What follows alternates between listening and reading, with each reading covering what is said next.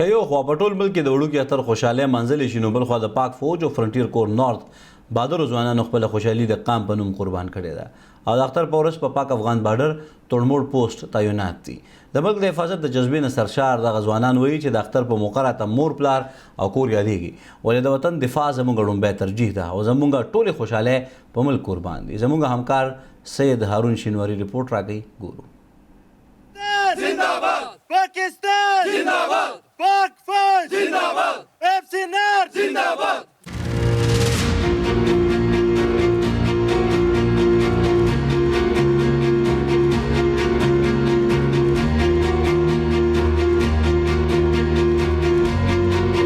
نن اختر دی، خوشحالۍ او د مینې ورځ ده.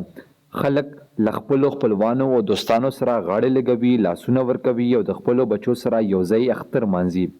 خو دا د پاک فوج فرنټیر کور نارت ځوانان دي چې د پاک افغان پولې په تور موړ او شاوخوا سیمو کې خپلې خاورې دفاع لپاره تل چمتو ولاړ دي. کله چې موږ په خپلو کورونو کې د خپل بچو سره خوشحالي نمانځو، دوی په پوسته کې د هیواد یعنی وطن امن خوندي ساتلو لپاره هر وخت چوکست ولاړ وي. بس ورځ خو بس دا خو یو قسم ته زموږ کور ده، یو قسم ته ځکه چې موږ ټیم ډېر دلته وي او دوی نیمې میاشتې پاسته کور ته ځو نو 10 دن چټي وي نو موږ ډېر ټیم دلته وي. بالکل هر سړي زړه غواړي چې را کور کې اختر وکړي د خپلو بچو سره، خو دا موږ نه محسوسوو. دا موږ خپل کوم ورونه دي هغو سره موږ په پوسټ کې اختر وکړو، بالکل موږ ته دا نه محسوسېږي چې یاره موږ کور نه بار اختر ده. ډېر زیات خوند ده. موږ ملک قوم خدمت کوو، ډیوټي ور سره انجام ورکوو.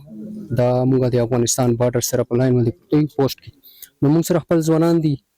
دا موږ ته سره محسوسېږي نه چې آیا موږ بار د ملک نه د کور نه بار اختر کوو او په خپل ملک خدمت عزت کوو. وطن د مینې جذبه دوی په زړونو کې پرته ده. که څه هم د خپلو بچو او کورنۍ یادونه ډېر کوي، خو وایي چې د وطن دفاع لومړنۍ فریضه ده.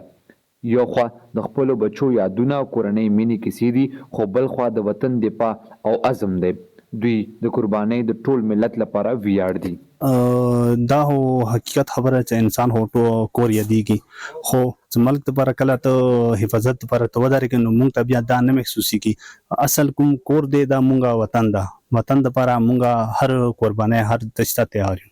موږ کله د وردي اچولې ده نو دا موږ له نه محسوسېږي. دا د ملک حفاظت دی. د ملک د حفاظت دپاره موږ دا عید که دلته مناو کړو نو موږ له هېڅ ټینشن نه وي. نه دوی وایي که څه هم د کورنۍ نه لرې یو، خو دلته د خپلو ملګرو سره په پوسته کې یو بل ته اختر مبارکۍ وایو، ښه خوراکونه تیاروو او وطن د امن لپاره دعاګانې کوو.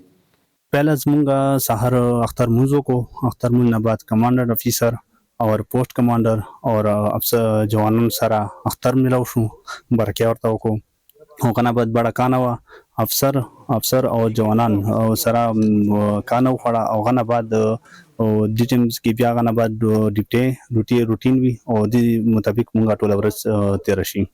کانې خو زمونږ هسې بیسیکلي باندې د آرمي کانې زمونږ ټولې بهترې وي، خو چند مخصوص ورځې چې هغه کې لکه وړوکی اختر شولو او داسې غټ اختر شو نو دې په ورځې باندې چې کمې کانې وي دا زمونږ لږې ډفرنټ وي او ښه طریقې سره یخ کوو.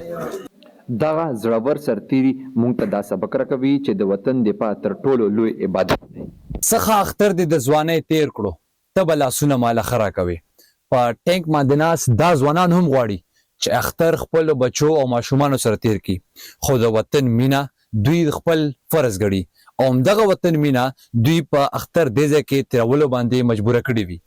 کیمرمین کاشف افریدي سره سید هارون، مشرق ټي وي، لنډي کوتل.